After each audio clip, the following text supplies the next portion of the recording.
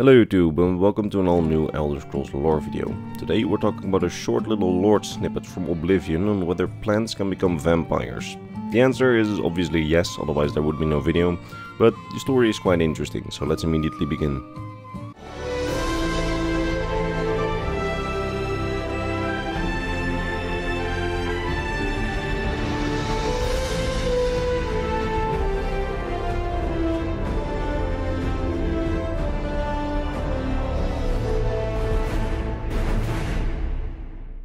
So, in the year 433 of the Third Era, the year of the Oblivion Crisis and the time in which the Elder Scrolls 4 Oblivion takes place, a man named Amantius Electus lived in the Imperial city. We can meet him in Oblivion, and for all terms and purposes he seemed like a respectable man, a writer by trade. But if we dig a little deeper during the Thieves Guild quest May the Best Thief Win, you can find out that he actually has a much darker side to him. In his house we can find his diary, together with a table filled with flowers which is surrounded by blood. In my first two playthroughs of the game I have to admit I never really read the diary, but a while back I read it for the first time and I found out what the deal was with this creepy setup in his basement. You see, if you read the diary you can find out that Amantius Electus was trying to create undead plants infused with vampirism. In order to create his vampiric plants, which he would call drinkers, he created a special type of seed, a drinker seed. From his diary we learn that if you mix a plant seed with 2 parts of grave dust, 1 part of ash salts, and then mix those 3 ingredients with human blood, and then expose the drenched seed to 2 hours of moonlight, you get vampiric plant seeds. From the moment that he planted the seeds, he had to apply a very specific and precise schedule of nutrient solutions that he applied to the plants. Part of that solution was the blood of rats. After a while, the first shoots of the drinker plants appeared, and after which he was able to also start seeing fronds of the plants, and the plants slowly grew larger as he kept feeding them blood.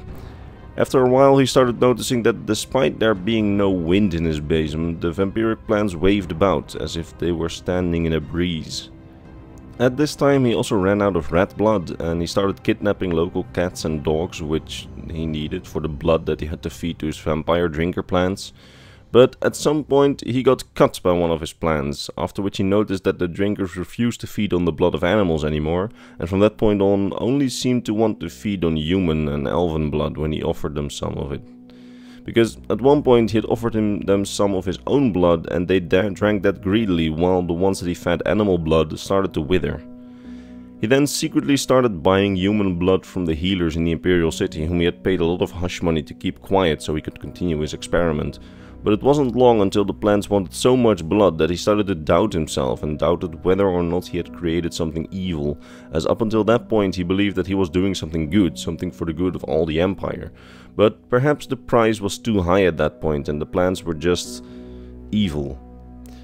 After some more deliberation, he then burned all of his notes on how to create the plants and set the trays of the plants on the roof of his house where the sunlight could touch them. After an hour of exposure to sunlight, the plants were dead and were withered. His experiment had been too dangerous and he decided to stop it before it was too late. But here's the thing though, what exactly was the purpose of his experiment? Amantius Electus states in his diary that he believed that he was doing something for the good of all of Cyrodiil.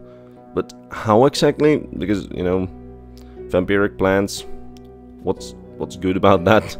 Well, I've got a few theories for you. You see, I got the idea for this video when I saw a UESP tweet a couple of days ago, which reminded me of this quest. And in the comments of this tweet there was the very discussion taking place on what the exact purpose of this experiment was. So credit where credit is due for the following 2 theories. First, we have the theory of the UESP Twitter admin, who suspects that Amantius wanted to plant these vampiric plants in the caves and abandoned ruins of Cyrodiil in order to prevent bandits and monsters from settling in the caves. It's an interesting theory, because you plant the plants in the cave, and because it's dark there, they can grow there, and they can sort of protect the caves against intruders like bandits and monsters, but they can't spread out of the cave, since once they set foot out of a cave or grow their offspring out of a cave, then they will die because of the sunlight. But it's an interesting theory, but in Amantius' notes we can read that the plants wither if they don't feed on blood for a long time. So I'm personally not that inclined to believe the theory, since the plants would die out at some point and then, you know, bandits can still just enter. But on the other hand, perhaps that was Amantius' goal and he just hadn't found a way yet to make them sustainable without too much blood. And that may have been the end goal, but I guess we'll never know. Now, a second interesting theory I saw on Twitter was by a user named Prime Directive. His theory was that Amantius maybe wanted to create a consumable crops which needed blood instead of water and sunlight, so that farms could more easily be cultivated in less accessible places, such as caves or maybe during very harsh winters. It's an interesting theory, and it's close to my own theory, because I personally think that he may have wanted to try and find a way to make immortal plants which could be harvested for crops for years and years and years without the plant dying.